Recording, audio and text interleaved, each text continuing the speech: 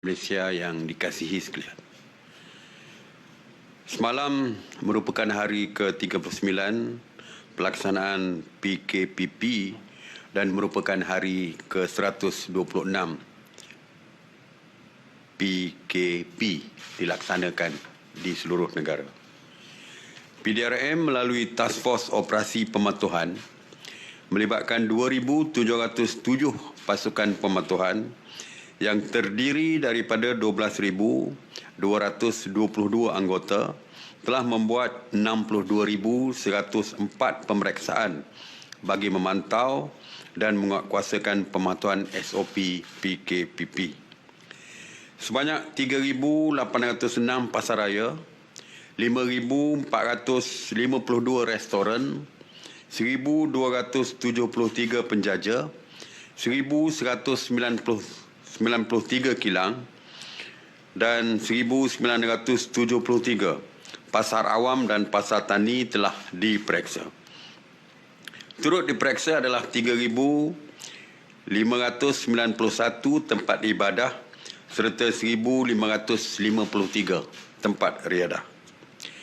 PDRM telah menahan 80 individu di atas kesalahan engkar arahan PKPP. Daripada jumlah tersebut, seramai 20 individu telah direman dan 4 lagi direman manakala 56 individu dikenakan kompaun. Antara kesalahan engkar arahan PKP termasuklah aktiviti dalam pub dan kelab malam, iaitu seramai 37, dan aktiviti yang melibatkan penjarakan sosial. Kalau kita lihat, kes kesalahan engkar dan dikenakan tindakan semakin meningkat. Ini berlaku kerana ketidakpatuhan terhadap SOP semakin meningkat di kalangan orang ramai. Orang ramai seolah-olah menganggap bahawa tiada lagi undang-undang dan juga PKP seolah-olah telah pun tamat. Jadi pihak PDRM telah membuat keputusan tiada lagi amaran, tiada lagi nasihat. PDRM akan mengambil tindakan tegas kepada sesiapa yang melanggar arahan PKP ini dan juga setiap SOP yang dilanggar, mereka akan dikenakan tindakan tegas oleh PDRM. Saya sebutkan tadi, kelab malam. Ada 37 kes yang melibatkan pub dan kelab malam. Suka saya nyatakan bahawa kelab malam dan pusat hiburan masih dalam senarai aktiviti dilarang ataupun negative list. Sehubungan dengan itu, kerajaan melalui Kementerian Perumahan dan Kerajaan Tempatan KPKT dan pihak berkuasa tempatan diarahkan untuk meningkatkan pemantauan dan penguatkuasaan ke atas kelab-kelab malam dan pusat hiburan yang beroperasi semasa tempoh PKPP ini. Ini termasuk tindakan menggantung lesen perniagaan mereka. Task Force Operasi Pematuhan PKPP akan mempertingkatkan pemeriksaan serta mengambil tindakan ke atas pemilik premis dan orang awam yang tidak mematuhi SOP PKPP yang dikenakan. Kita juga mendapat laporan bahawa restoran-restoran juga banyak melakukan kesalahan dan melanggar arahan PKPP. Penjarakan sosial di dalam restoran merupakan isu utama yang dilaporkan oleh pihak PDRM dan juga Task Force Operasi Pematuhan. Jadi kita mengharapkan supaya pemilik restoran ambil perhatian bahawa jika tidak mahu dikenakan tindakan, sila patuhi setiap SOP yang diperkenalkan oleh kerajaan. Dan kerajaan juga berharap supaya orang ramai menjadi mata dan telinga bagi pihak berkuasa untuk melaporkan apa-apa tindakan yang melanggar SOP. Mengenai operasi kawalan sempadan negara, operasi benteng yang melibatkan PDRM, Angkatan Tentera Malaysia, Agensi Penguatkuasaan Maritim Malaysia dan Agensi Keselamatan Sempadan Malaysia masih mengawal ketat sempadan negara secara bersepadu bagi mengekang kemasukan parti. Semalam, PDRM telah membuat 65 sekatan jalan raya Ops Benteng dan memeriksa 35,219 kenderaan bagi mengekang kemasukan parti, terutamanya melalui lorong-lorong tikus. PDRM telah berjaya menahan 14 warga negara asing di sekatan jalan raya Ops Benteng di atas kesalahan imigresen. Seperti yang saya tegaskan sejak kali saya membuat PC ini, bahawa kerajaan akan mengambil tindakan tegas terhadap mana-mana pihak yang cuba memasuki sempadan negara secara haram dan juga terhadap mereka yang bersekongkol dengan kegiatan penyeludupan parti ini. Mengenai Ops Sanitasi Awam di bawah kawal selia KPKT, sejak 30 Mac 2020, KPKT telah melakukan 9,300 KPKT telah melakukan sebanyak 9,316 operasi yang merangkumi 134 zon. Semalam, sebanyak 15 operasi sanitasi yang meliputi 12 zon di 5 buah negeri, termasuk 8 operasi di Sabah, 3 operasi di Selangor dan 2 operasi di Melaka.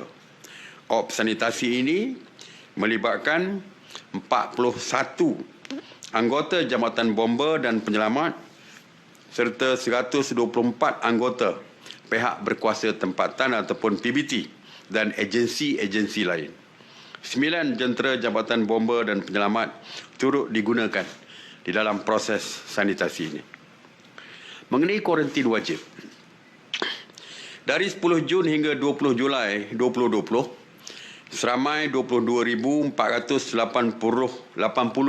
rakyat kita telah pulang ke tanah air melalui pintu masuk lapangan terbang KLIA. Daripada jumlah itu, sebanyak 22,402 individu telah diperintahkan untuk menjalani kuarantin wajib di rumah dan 78 lagi telah dibawa ke hospital. Pada 20 Julai 2020, seramai 403 rakyat Malaysia telah pulang ke tanah air melalui lapangan terbang antarabangsa KLIA dan KLIA 2. Kesemua 403 individu tersebut telah diperintah untuk menjalani proses kuarantin wajib di rumah mereka.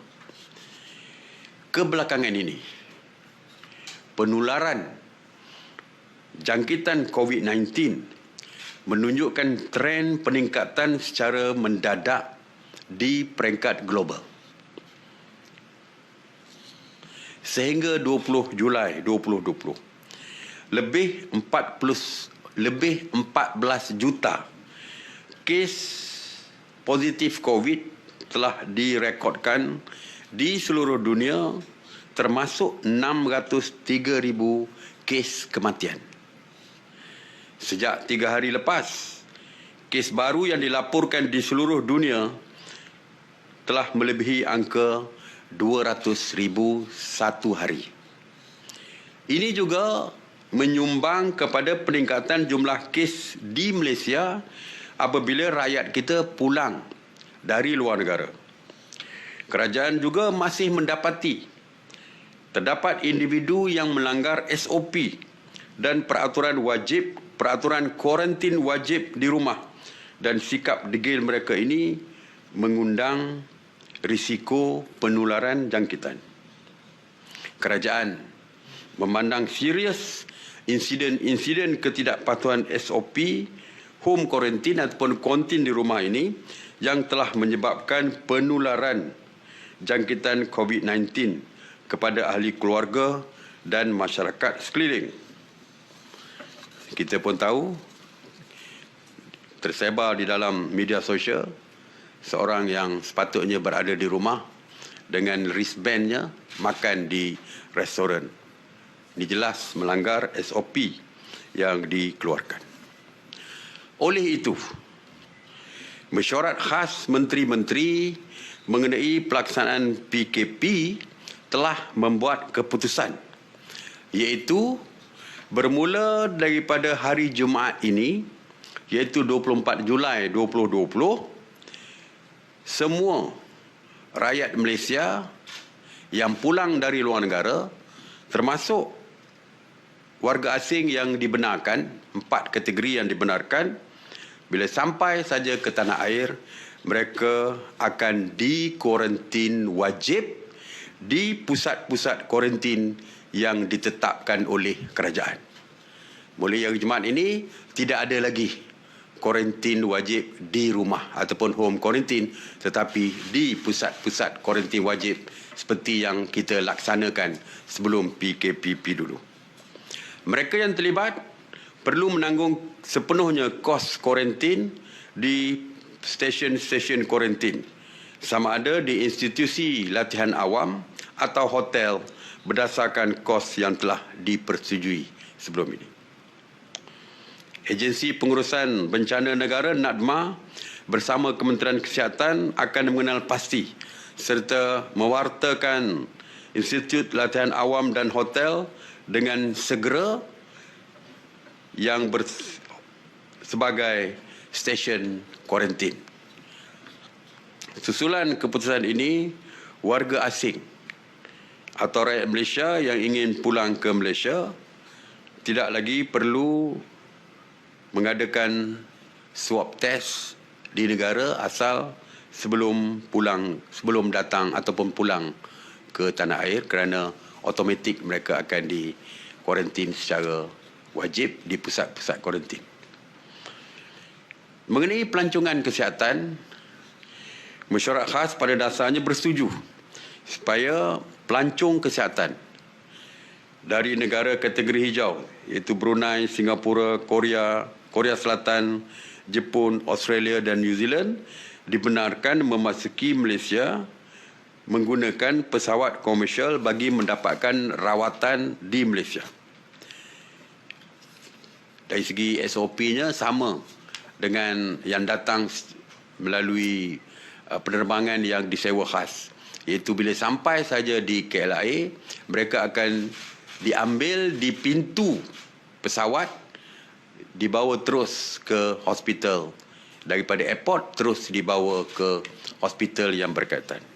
Walau bagaimanapun, ianya adalah masih juga tertakluk kepada perbincangan dan persetujuan daripada negara-negara yang terbabit. Kementerian Luar diminta untuk berunding dengan negara-negara yang terbabit, dan jika dibenarkan oleh negara terbabit, barulah kita membenarkan kemasukan mereka. Walaupun mereka perlu menjalani ujian saringan COVID-19 sebelum berlepas dan sejurus tiba di lapangan terbang dan akan terus dibawa ke hospital seperti yang saya sebutkan tadi.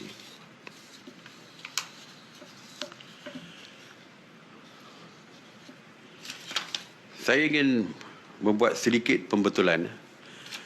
Rakyat Malaysia yang pulang tidak perlu membuat swab test sebelum mereka pulang.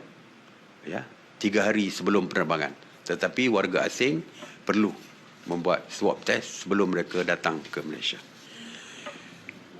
Tuan-tuan dan puan-puan sekalian, sudah lebih 4 bulan kerajaan mengambil keputusan untuk memperkenalkan Perintah Kawalan Pergerakan ataupun PKP bagi mengekang penularan wabak COVID-19.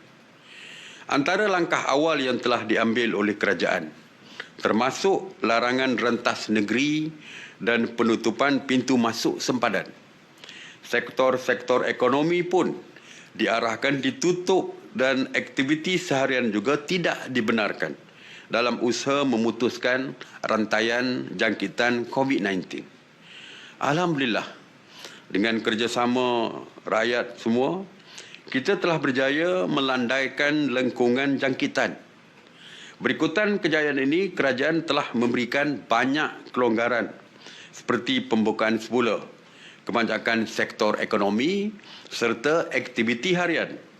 Namun begitu, kelonggaran-kelonggaran ini tertakluk kepada SOP yang telah ditetapkan serta kawalan kendiri oleh orang ramai. Seperti yang ditegaskan oleh Yang Amat Berhormat Perdana Menteri Tan Sri Muhyiddin Yassin semalam, dalam norma baru ini, setiap individu, keluarga dan masyarakat merupakan petugas hadapan ataupun frontliners dalam usaha memerangi wabak COVID-19 ini. Ketua-ketua masyarakat seperti ketua kampung, tuan rumah dan juga imam-imam serta pemimpin agama perlu memainkan peranan bagi mengingatkan ahli masyarakat mereka untuk memastikan kawalan kendiri dan penjarakan sosial sentiasa diamalkan. Keluarga-keluarga juga perlu memainkan peranan bagi memastikan keselamatan keluarga dan masyarakat di sekeliling mereka terpelihara. Nasihatilah ahli keluarga untuk memakai pelitup muka, terutamanya apabila berada di tempat-tempat awam. Jika yang bergejala, nasihatlah untuk tidak keluar rumah dan terus ke hospital ataupun klinik untuk mendapatkan rawatan. Kepentingan kawalan kendiri dan penjarakan sosial perlu dititik beratkan dan menjadi amalan seharian dalam norma baru. Pematuhan SOP yang telah ditetapkan juga perlu menjadi amalan harian kita semua. Keputusan untuk memperkenalkan PKP ini bukannya satu keputusan yang diambil mudah. Negara kehilangan sekurang-kurangnya 2 bilion ringgit sehari apabila PKP dilaksanakan. Pandemik ini masih belum berakhir dan kita semua perlu memainkan peranan masing-masing bagi memastikan kesihatan kita, keluarga dan masyarakat terjaga. Oleh itu, teruskan amalan kawalan kendiri untuk kekal selamat. Terima kasih. Saya buka kepada soalan. Datuk Seri, saya Syamsiah yang bernama. Peningkatan kembali jumlah kes COVID menyebabkan ada kebimbangan di kalangan ibu bapa terhadap anak-anak yang bersekolah. Apatah lagi raya haji bahkan menjelma. Adakah kerajaan sedia mempertimbangkan semula sesi persekolahan pelajar-pelajar sekolah rendah dan hanya membenarkan pelajar yang mengambil peperiksaan saja bersekolah untuk sesi tahun ini? Terima kasih.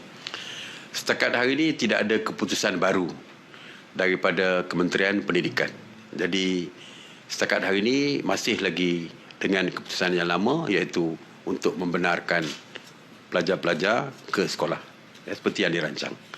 Walaupun saya percaya bukan saja sekolah tapi mana-mana sektor pun, jika ada kedapatan kes yang meningkat, maka kita akan ambil keputusan selepas itu. Okey.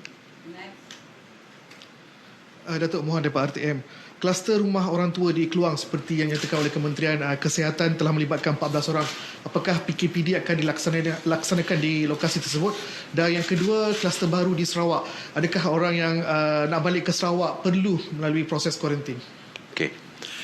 Untuk pusat jagaan orang tua, mereka memang berada di dalam rumah tersebut, rumah pusat jagaan tersebut, ya. Dan seperti yang telah pun kita laksanakan sebelum ini, kita mengadakan lockdown ataupun penutupan pusat orang tua itu secara administratif, secara pentadbiran. Kita tidak isytiharkan PKPD, ya.